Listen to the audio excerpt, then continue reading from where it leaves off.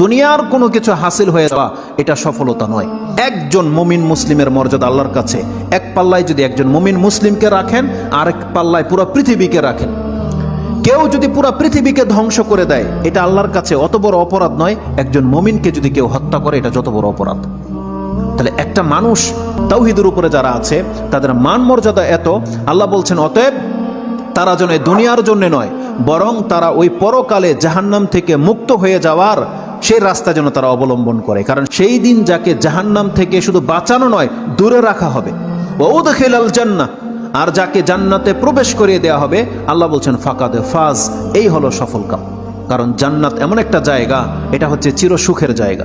একবার শুধু কোনো ব্যক্তিকে জান্নাতে ঢুকিয়ে দিলে জীবনের যত পেরেশানি আছে সব দূর হয়ে যাবে, সব দূর হয়ে যাবে। তাহলে পরকালের ব্যাপারটা হচ্ছে এমন। আল্লাহ বলতেছেন সেই দিন যাকে জান্নাতে ঢুকিয়ে দেওয়া হবে, আল্লাহ বলছেন এই ব্যক্তি হচ্ছে সফল কাম। তাহলে এই সফলতা আসবে কিসে?